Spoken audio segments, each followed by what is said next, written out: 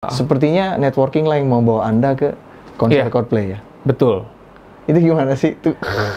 Anda ini siapa sih sebenarnya? Terus kalau main sama Ariel gimana tuh? Kalau Ariel jadi dulu vokalis gua.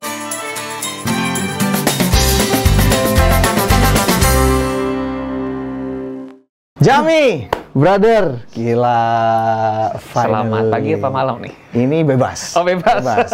Mau pagi mau malam bebas. Boleh, oke. Gue tuh seneng banget loh, lo hadir, bener. Gila, karena sama-sama tamu kita nggak main-main nih. Asik. Apa? Ini adalah orang Indonesia yang pernah menjadi bagian dari tim konsernya Coldplay di GBK. Kita tepuk tangan. Asik.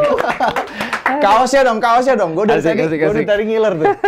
Gila, lu dapet 3 ya kaosnya? Ada tiga. Itu beneran dari Coldplay-nya kan? Dari timnya, dari stage manager. Ya maksud gue kan kita kan udah lumayan cukup kenal ya. Biasanya kan gue panggil lu kakak Jami kan. Asik, enggak lah. Jami aja. Maksud gue lu dulu udah apa ya? Gue ngeliat lu tuh ngeband udah lama banget. Iya. Dulu lu juga sempat bikin project sama Kevin Aprilio. Iya sempat. Ya kan? Terus kemarin juga sempat lu main sama Ariel Noah. Iya. Itu project solonya atau apa gitu ya? Itu project solonya Ariel. Iya, sebenarnya seorang Jami ini siapa sih? Kok bisa sampai ke Coldplay, sampai ke Ariel Noah, sampai gitu loh. Waduh, jadi gimana nih? Kalau sama Kevin dulu karena gua ada project band sama mantan istri. Mantan istri gua ada orang Australia dulu, tatoan juga gitu. Akhirnya sama dia Kevin bilang, "Mi, jadiin aja nih bikin band pop lagi zamannya popang lah dulu." Gitu. Akhirnya ya udah bikin sama Kevin jalan lah, lumayan lah saat itu. Ceritanya kalau yang sama Kevin. Terus ya biasalah manajemen bla bla bla bla bla, akhirnya bubar juga. Ya karena gue bubar juga akhirnya bubar. Karena saya pisah jadi akhirnya bubar gitu. Karena pisah ya. Gue penasaran sih pisahnya kenapa, cuman kita nggak ke sana ya. Santai lah. Ya? Iya. Tapi maksud gue gini, apa yang lu jalanin sekarang ini udah sesuai sama apa yang lu impikan waktu lu pertama kali main musik? Kalau jujur sih enggak sih. Gue pengen punya karya lebih banyak sebenarnya lagi sih. Iya gitu. Cuman ya kayaknya nasibnya belum di situ nih kayaknya. Udah makin tua. Kayak gitu.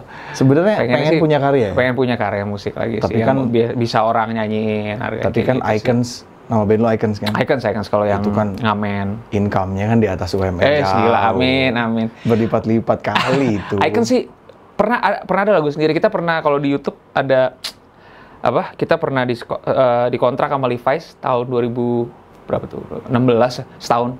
Jadi kita bikinin jingle, gue bikinin lagu. Ada kok di ininya. Oh, Levi's. Jadi kita jadi ambasadornya Maelo 2016 berlima. Jadi kayak di endorse gitu setahun jalan bareng sama Levi's. Tapi cuma satu lagu doang. Itu juga karena disuruh bikin aja. Tadinya kita masihnya band cover kalau yang Icons ya, nggak ada lagu sendiri. Kayak gitu.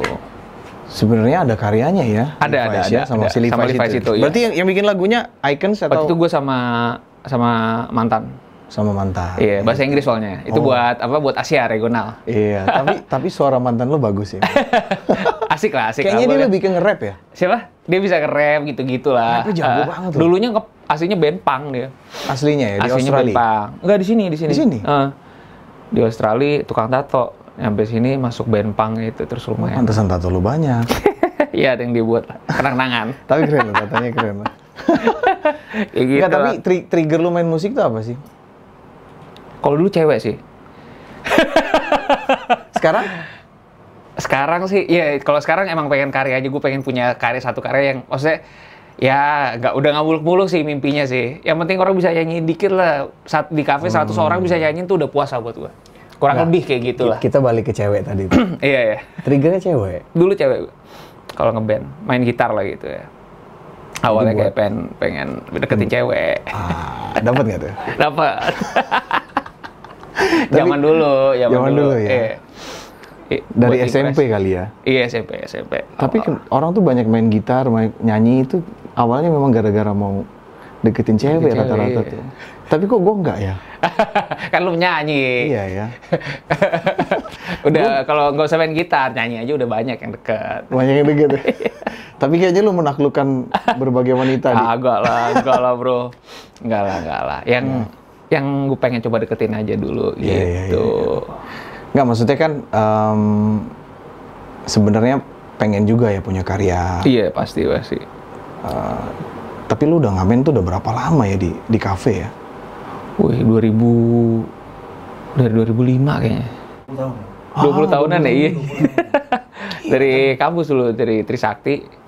Akhirnya gue Iya loh, bisa dibilang lu rajanya kafe loh, bener. Enggak loh, sekarang mah anak-anak muda sekarang bagus-bagus ya. keren-keren. Tapi generasi dulu musisi asikan mana sih dulu sama sekarang? Beda sih, dua-duanya asik sih menurut gue sih. Dua-duanya asik.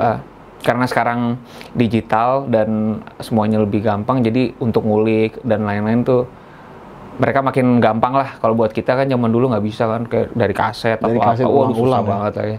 Soalnya tinggal buka YouTube, pengen lagunya ini Terus ada tutorialnya lagi? Ada tutorial, main atu-atu, belajar asal niat. Iya. Kalau zaman dulu kan tek buka lagi, ini gimana ya? Chordnya apa nih, salah tuh kayak gitu. Pencetannya gitu, salah. Iya, pencetannya salah. Sebenarnya sih kalau hearing bagusan musisi zaman dulu ya.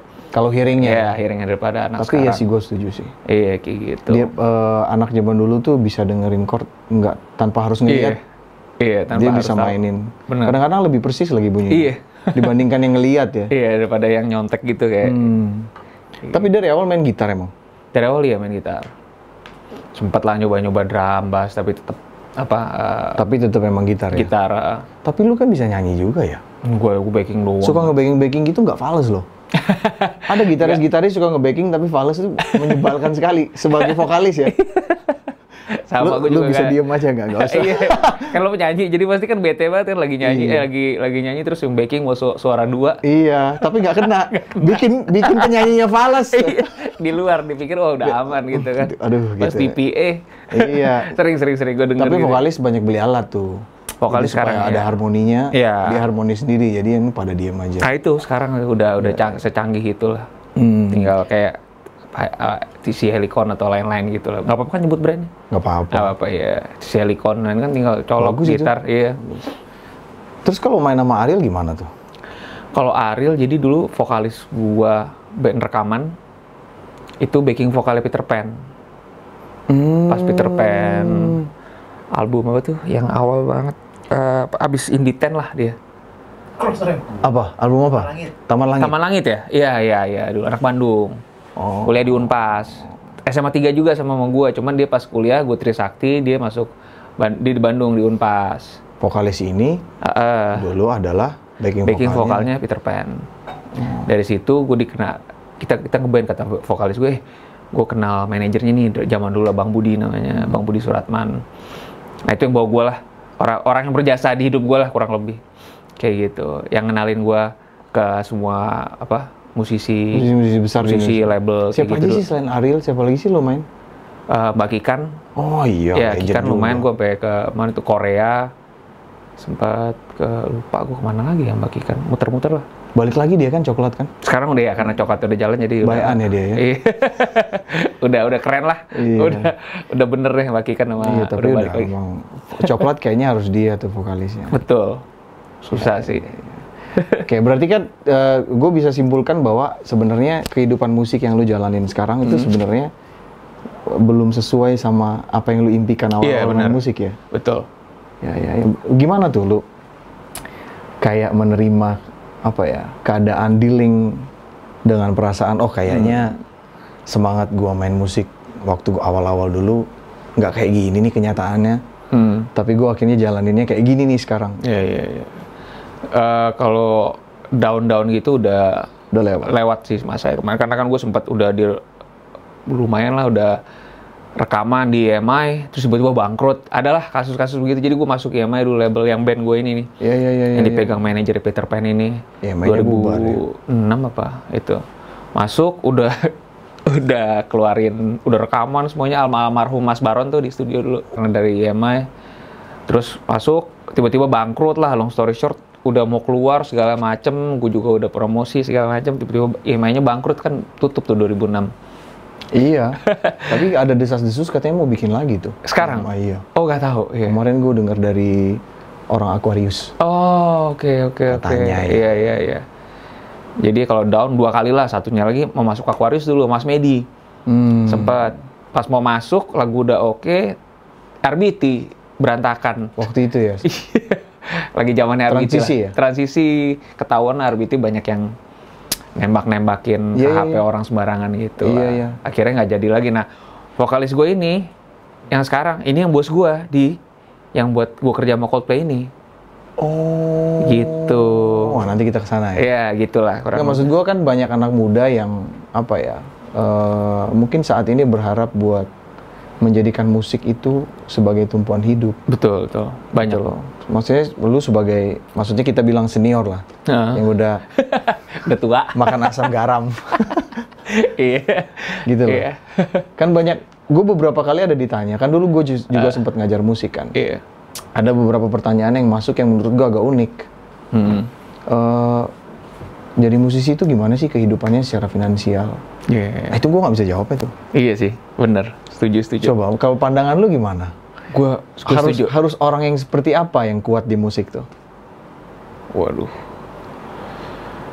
Gimana ya bilangnya? Konsisten sih. Konsisten ya? Iya. Konsisten sih. Mesti konsisten aja.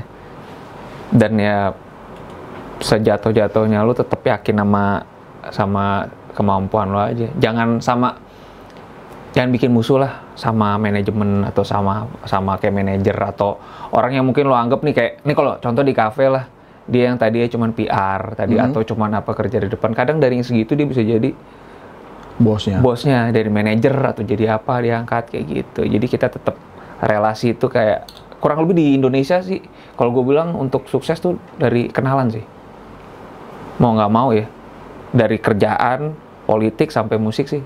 Semua ya? Menurut gua. Terus kalau dibenturkan dalam keadaan bahwa, kebutuhan hidup tapi gue pengen main musik nih.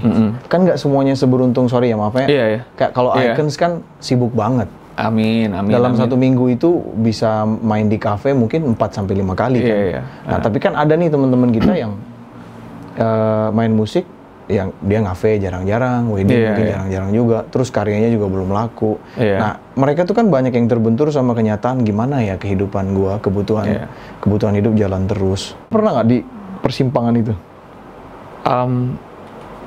Puji Tuhannya sih belum. Kalau ya pas Covid lah. Sebelumnya nggak pernah. Pas Covid baru gua rock bottom banget. Wah, gila ya. Gimana ternyata tuh menghadapi Covid tuh? Wah, itu gila. Di saat gue waktu itu gue pacaran lah sama cewek, itu orang Belanda, jadi gue tuh lagi bolak-balik terus lah. Kayaknya gue tahu tuh. Iya, gue bolak-balik terus ya, dan gue baru balik dari sana gitu loh. Jadi kayak dan juga kerjaan tuh pas tahun 2020 semua gaji lagi naik nih, gaji gue lagi naik lah waktu itu. Buat gue sih penghasilan band cafe, nah kalau jujur-jujuran reguler ya, bisa satu band buat kelasnya band gue ya, itu bisa ada yang sampai per satu band reguler. Kalau weekend tuh bisa 12-15 juta. Nih ngomong aja harga ya. Sadis. Iya. Satu band bisa sampai 15 juta. Iya. Reguler ya? Reguler kafe ya? Kafe. Ada yang 25 juta loh. Ada yang 25 juta. Gue ngomong aja nggak apa-apa. Abang gue nih Paul. Iya. Paul atau Mahina tuh segitu dulu. Lagi naik semua. Lagi naik semua.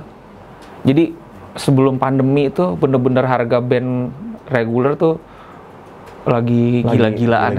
Lagi gila-gilaan. Jadi gue kayak ya udahlah, nggak inilah, gue main sembarangan aja udah begini. Terus tiba-tiba bak aja, waduh, kaget semua. Kaget iya. Ya berarti kayak Icons juga band lu yang di cafe kan berarti income-nya double digit pasti masing-masing kan? Kalau saat itu ya. Iya kan? Saat itu masing-masing per bulan udah pasti double digit dong. Iya, saat itu ya. Di saat sebelum pandemi lah. Sebelum pandemi. Pas Covid, waduh itu gila. Itu lu ngapain tuh? Jujur sih, ya dari kan tabungan aja sih. Bertahan hidup kan? Iya. Oh masih ada tabungan ya? Dari tabungan. Nah gue sih emang sisihin dikit-dikit lah gitu. Emang ada ini. Dan akhirnya juga pas Covid gue bikin sesuatu juga gitu. Akhirnya survive, gitu. Ya? Iya. Tapi ya sebelum awal-awal tuh 4-5 bulan pertama tuh ya dari tabungan. Terus coba bikin ngamen biasa yang di digital tuh streaming live streaming gitu kan, awal nyoba kayak gitu. Lumayan tuh ya? Iya lumayan aja sih buat makan sih gitu, nambah-nambahin lah. Tapi kaget, shock banget itu. Ngedrop ya? Iya, gue nggak pernah nyangka. Maksud gue kayak mau gempa bumi, mau bencana alam. Jalan. Yang namanya entertainment tuh nggak pernah mati gitu. Biasanya, setahu gue ya, dari dulu mau ada gempa bumi atau apa aja kita dipanggil suruh main. Covid selesai ya? Iya, pas Covid semuanya selesai. Gila sih, tapi itu semua menjerit sih. Iya. Semua sektor mungkin hampir ya. Hampir. Kecuali yang sektor kesehatan. Ya, iya. Pada naik tuh. Pada naik. Atau yang mungkin dia jualan masker dari zaman dulu. Iya, itu kan udah banyak kan. Iya. Masker, insurance. Iya, gitu itu naik semua. Naik semua. Naik semua. Bisnis ya, rezekinya, kalau gue bilang sih itu ya, rezekinya masing-masing lah ya. Itu ada rezekinya buat dokter dan lain-lain gitu, tim ini. Berarti kalau buat anak-anak muda nih yang lagi ngeband tuh, sebenarnya industri kafe itu bisa bikin mereka survive nggak sih? Sebenarnya sih bisa. Tapi tipsnya gimana supaya bisa sebesar Icons gitu di kafe? Ya, sebenarnya gue nggak besar-besar amat sih, cuman bisa survive aja ya. Itu bangun relasi sama manajemen. Karena yang megang ujung-ujungnya orang yang kerja di brand gede kayak Ismail lah, Union dan lain-lain, ujung-ujungnya ntar pindah-pindah aja. Mereka lagi nanti kayak gitu. Nggak seputaran itulah. Jadi relasi networking itu gila ya. Gila banget kalau di Jakarta ya. Berarti kan sebenarnya apapun itu ya, kalau mau survive, mau di dunia musik atau dunia apapun kan networking tadi itu kuncinya. Kalau di Indonesia mungkin ya. Kalau di luar negeri gue nggak tahu sih. Mungkin beda lagi persoalan. Nah, kita ngomong networking nih. Sepertinya networking lah yang mau bawa Anda ke konser Coldplay ya. Betul. Itu gimana sih? Anda ini siapa sih sebenarnya? Sebenarnya gue bukan siapa-siapa. Kebetulan vokalis gue ini yang tadi teman lama gue dari SMA ini, Reza Rosmana namanya. Jadi dulu pas band kita band kita gagal tuh 2 kali tuh dari Maya dan Aquarius, dia kayak ngedrop banget. Dia drop lah, dia kan sebagai vokalis lah. Gitu kayak wah gila nih kayaknya gue nggak di sini gitu. Tapi sebelum itu dia juga udah mulai ikut kerja konser di Nada Promotama, itu yang bawa dulu American Rejects dan lain-lain. Gue kerja juga dari zaman dulu. Gitu. Jadi gue kerja di konser tuh dari zaman dulu, dari zamannya May, Second Hand Serenade, All American Rejects, sampai Metallica gue kerja juga. Terakhir pas Black Rock dulu bawa di sini di GBK. Gue kerja di belakang juga bikin. Jadi Metallica namanya ada kayak engine room ya. Apa bedanya kerja sama band sebesar Coldplay? Dibandingkan band-band yang mungkin band lokal atau band lain lah selain Coldplay? Efisiennya, waktu, start jam berapa, kayak 9 to 5 aja mereka kerja. Jadi kalau di Indonesia itu kebanyakan yang setahu gue ya kerja gitu, konser gitu, ya pasti kan, waduh, kerjanya tadinya orang produksi tuh mungkin dari jam 8 sampai 4 pagi. Oh iya. Kalau mereka nggak 8, jadi dari jam 8 pagi ya sampai jam 5 sore. Atau That's it ya? That's it. Kelar nggak jam kerja, iya. Lanjut lagi besok, tapi pasti kelar. Karena mereka udah tahu, time gue buat masang ini segini, yang ini segini. Berarti semuanya udah kayak ada plan-nya gitu ya? Udah, iya. Jam segini pasang ini gitu. Udah tahu dan desainnya udah ini banget gitu. Merasa keteteran nggak tuh? Kan kita biasa. Lumayan, karena jadi untuk bikin stage yang main stage-nya itu pertama pasang dulu semuanya. Pasang dulu buat rangkanya gitu. Itu sama tim dari Jerman tuh Stageco, ada the best builder lah. Kalau di Google itu the best builder in the world buat stage dan lain-lain, namanya Stageco. Itu Coldplay pakai mereka juga, tim mereka untuk datang dari Belgia sama dari Belgium sama Amerika.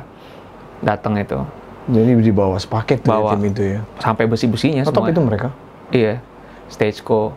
Ngajarin lah tim kita, ngajarin ke gua ngajarin tim kayak gitu. Maksudnya kan gini, kan berarti kan terjadi kayak semacam culture shock kan? Pasti. Cara kerja kan? Yes. Bikin kesalahan nggak lo? Pas show. Pas show-nya justru? Pas show malah ada kesalahan. Karena sebenarnya itu bukan tugas kita dan gua nggak tahu itu jadi tugas kita gitu. Gitu. Oh, apa tuh? Itu nembakin konfeti sama ini. Di salah satu lagu paling terkenal lah. Yellow? Enggak, di Sky Full of Stars. Sky Full of Stars. Iya. Oh, yang dia... Iya. Itu kan gue yang nge-cue tuh. Gue ada videonya sih, gue nge-cue. Maksudnya saat lagu ini, bang gitu. Gue nunggu, terus yang anak gue salah. Belum. Udah Dush! Belum waktunya ya? Wah, dimaki-maki gue. Marah ya? Parah lah. Wah, terus gue bercanda, temen gue bercanda lah yang kerja bar, apa Mi di maki-makinya pakai bahasa Inggris kan, nggak masukin hati kan. Kayak gitu. Keluar semua tuh ya? Waduh, kata-katanya ya? Iya, apalagi ada salah satu bosnya, kepala ininya lah, stage, head produksi dia. Head production ya? Bukan stage manajernya, bukan kepala stage manager, head produksinya si logistik tuh. Namanya Russell Meyer kalau nggak salah. Wow, itu kecil tapi setnya mulutnya. Tapi emang karena dia harus jaga pace, semua orang kerjanya tuh cepet, nggak bisa ini. Itu tanggung jawab dia sih. Tanggung jawab dia. Jadi gue rasa sih wajar sih dia kayak, wah harus begini gini. Jamie harus jaga pace nih. Kalau orang kita kan ntar dulu ngerokok dulu, sebat dulu. Sebat, iya kayak gitulah. Ini tanpa ini ya. Itu kan oknum. Ada aja sih orang Indonesia ada. Pasti kebanyakan. Ya wajar lah. Cuman sama bule nggak bisa gitu. Tapi itu cukup fatal ya berarti ya? Itu lumayan. Karena kan itu kan biasanya dibarengin sama beat dia kan? Iya. Itu apa namanya? Jadi udah cue, maksud gue tunggu dulu. Kalau gue gini, itu masih belum tembak. Oh. Tahan, itu siapin, jadi masukin dulu konfetinya, kayak digini-giniin dulu, baru push gitu kan. Pas gue begini, ini gue baru begini, dia nembak. Duh. 2 orang, das, waduh. Berarti gila. Musiknya belum hype kan? Musiknya belum di atas. Naik, cuman belum waktunya. Oh, pas bagaimana sih itu? Itu pas ya I think of you. Ya kayak gitu. Kan I think I saw you.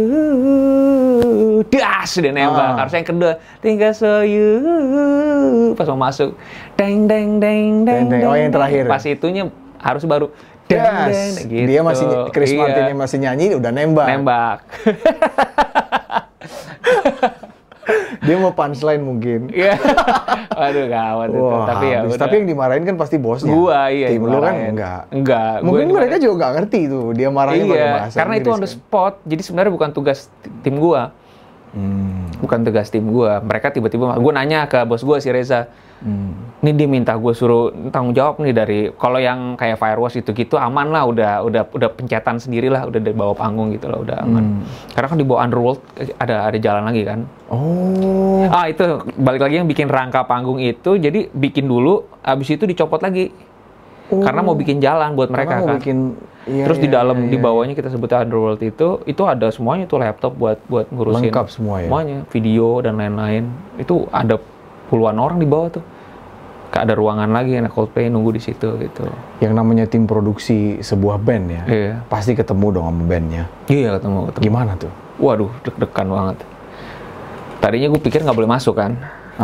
Pas dia mau datang, basisnya dulu si Guy Berryman itu mau datang. Si Guy. Guy dulu datang, dia duluan kan. Dia datang, mobil set.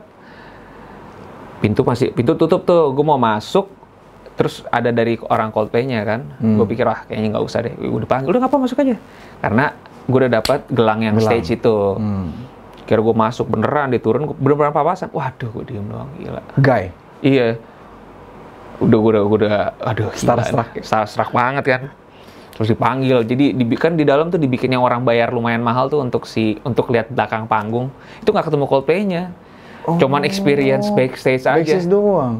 Experience backstage, dan di belakang ada ruangan lounge Coldplay tapi nggak ketemu orangnya. Mahal loh itu. Mahal. Cuman ngeliat. Jadi Coldplay ada lounge-nya, ada apanya gitu. Mending lu udah ngeliat dibayar lagi. Ya gitu. Terus gue pas lagi di situ dipanggil ke dalam. Panggil ke dalam, nggak taunya ada mereka. Lengkap. Waduh, gila. Lengkap nggak? Gue denger dulu suaranya ngomong. Udah diem aja nih dia nih. Siapa? Will Champion, Chris Martin, Guy Berryman sama Johnny. Iya, gitarisnya. Terus ya udah. Abis dari situ kan gue cuman ngambil, waktu itu disuruh ngapain? Ngambil apa? Songlist. Dikasih kan supaya tahu ngurusin yang arahnya. Lagu ini begini, ini siapin standby buat lagu ini kayak gini gitu loh.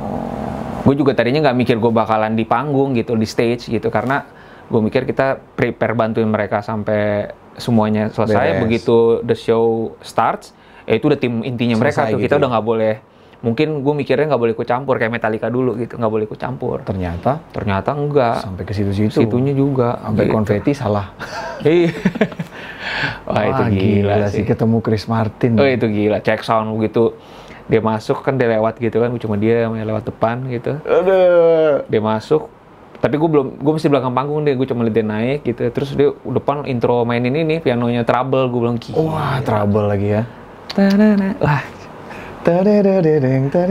wah itu gila Bang. Kayaknya kan nggak dibawain konser kan? Enggak, mungkin kalau gue nangis sih kayak harusnya. Wah, gue udah diam aja, udah deg-degan aja udah pas gitu. Karena kalau yang tim gue ya nggak pada, yang anak-anak kru pada nggak tahu bodo amat Coldplay gitu lah. Iya juga sih. Yang tahu yang kayak kita ini yang dulu bekas anak band gitu.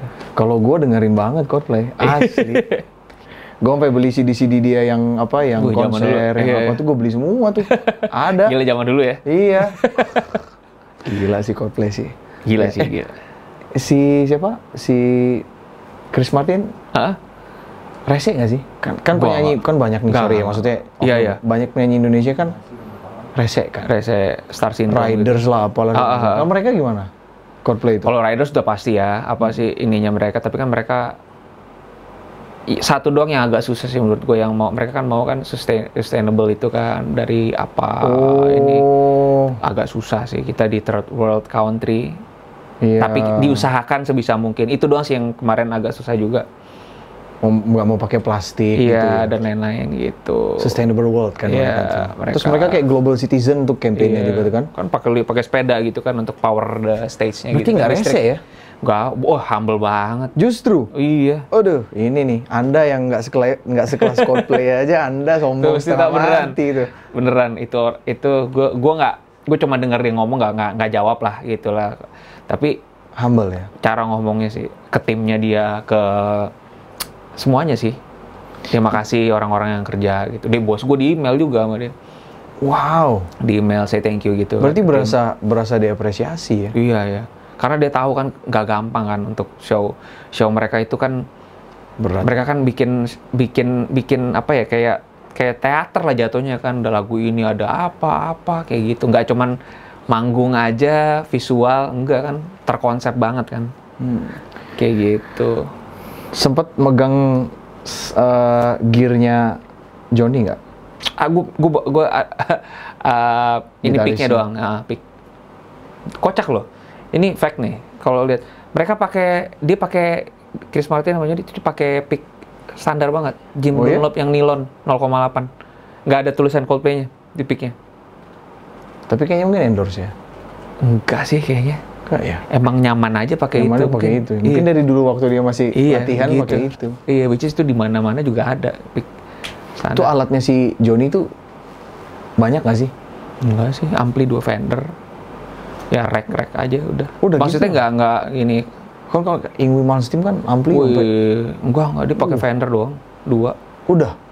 Nggak banyak ya berarti gearnya ya? Kan sequencer aja sih. Mereka berempat kan. Mereka punya ini lagi nggak sih? Ada additional player lagi? Nggak ada. Oh, berarti pure sequencer berarti? Pure, ya. Sequencer, Chris Martin main gitar. Terus, ya semuanya begitu main. Tapi itu band bunyinya sih emang lain sih. Semuanya dipikirin. Orang yang nonton biar di sini mereka udah siapin sound system juga kan. Di depan juga pasang speaker, pasang monitor. Bener-bener dipikirin banget. Itu datanginnya lu tau nggak berapa? Datangin Coldplay itu ke sini? Gue nggak. Kalau untuk harga gue kurang tahu sih. Itu dari TM itu, manajemen itu yang ngurusin Live Nation tuh, yang bikin sama PK gitu. Nah bos gue di hire-nya sama mereka gitu kan, udah backbone, emang udah sering lah dari dulu gitu. Harusnya sih ya. Iya. Kalau harga udah pasti mahal banget sih, gue nggak tahu berapa, cuman itu pasti gila-gilaan sih. Gue ngelihat produksinya mereka ya. Setelah lu jadi tim produksinya Coldplay, ada yang berubah nggak cara pandang lu terhadap industri? Banget sih, banget. Ya itu manajemen kerjanya mereka kayak gitu. Gue baru pernah lihat seperti wah gila ya.